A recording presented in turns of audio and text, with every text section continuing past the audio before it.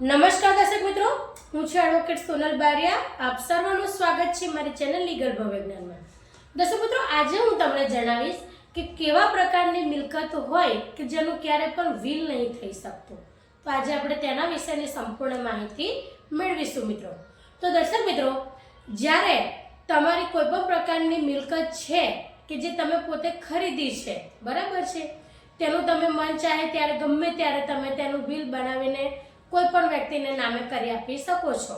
પરંતુ એક એવા પ્રકારની પણ મિલકત છે કે જેનું તમે પોતે માલિક હોવા છતાં પણ ક્યારે વીલ નથી બનાવી શકતા, બરાબર છે.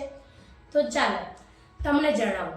તો દર્શક મિત્રો, જ્યારે તમારી પાસે તમારા વડીલોપાર્જિત મિલકત હોય અને તે મિલકતની અંદર ભલે ને તમે પોતે એકલા માલિક હોવ અથવા તમારા સિવાયના બીજા ઘણા બધા તમારા બહેન કે ભાઈ કે કોઈ પણ એ લોકો પણ હોય હયાતની અંદર, તેવા સંજોગો દરમિયાન મિત્રો જે પણ વડીલોપાર્જિત મિલકત છે તેનું ક્યારે પણ તમે વીલ દ્વારા કોઈને પણ વેચાણ કરી શકતા નથી અથવા કોઈના પણ નામે કરી શકતા નથી મિત્રો.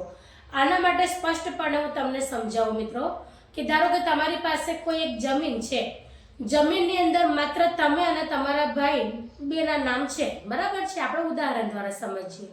હવે કોઈ પણ વ્યક્તિ એવું સમજે કે ચલો બે જ ભાઈ છે, તો બે ભાઈની અંદર તમારા 3 બીજા દીકરા છે અને મોટા ભાઈ છે તેમને ધારો કે 2 દીકરા છે.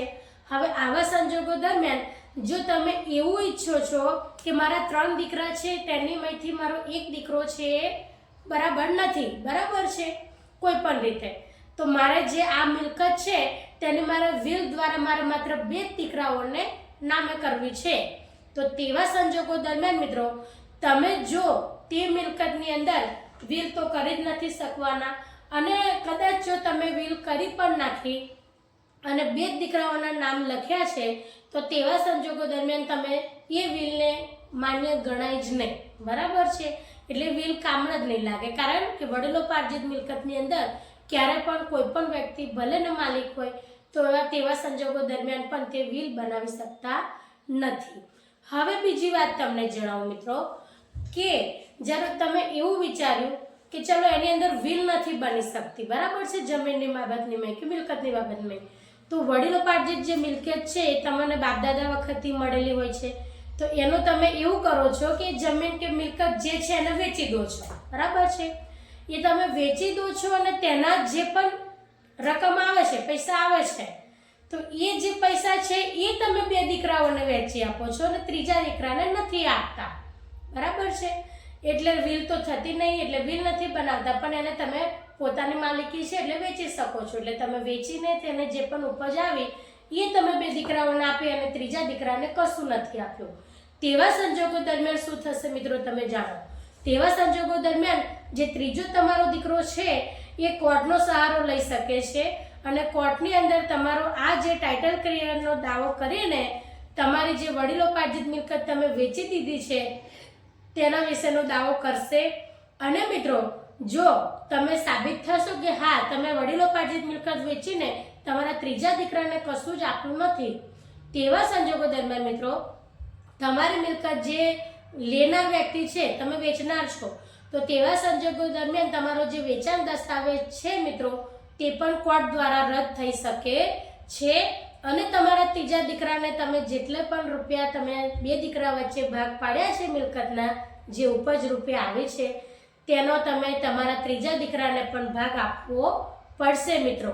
એટલા માટે ક્યારે પણ વડીલોપાર્જિત મિલકત હોય તેવા સંજોગો દરમિયાન તમારા જેટલા પણ સંતાન છે તેમનો સંપૂર્ણપણે અધિકાર હોય છે મિત્રો કે તે એની જે સંપત્તિ છે તેની અંદર ભાગ લે.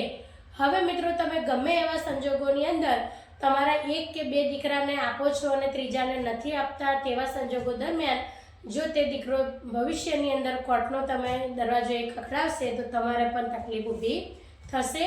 એટલા માટે ગમે તેવા સંજોગો હોય પરંતુ મિત્રો વડીલોપાર્જિત મિલકત એ દરેક વ્યક્તિને, દરેક તમારા સંતાનને સરખા ભાગે વેચી આપવું તે જ હિતાવહ રહે છે. એટલે ઘણા બધા મિત્રોના પ્રશ્ન હતા કે શું અમે વડીલોપાર્જિત મિલકતને વેચીને આ રીતે અમે ભાગ પાડી રહીએ તો કેવું રહેશે, તેના વિશેનો અમને જવાબ જોઈએ છે. તો આ તમને વિડીયોના માધ્યમથી મિત્રો જવાબ આપ્યો છે કે વડીલોપાર્જિત મિલકતની અંદર દરેકનો સમાન અધિકાર હોય છે. એટલા માટે તમારે ક્યારે પણ એવું પગલું ન ભરવું જોઈએ કે જેથી તમને દ્વિધા ઊભી થાય. બરાબર છે? તો આજના માટે આટલું જ. જો મિત્રો વિડીયો સારો લાગ્યો હોય તો તેને લાઈક કરજો, શેર કરજો, ચેનલને સબસ્ક્રાઈબ કરજો. જય હિન્દ, જય ભારત.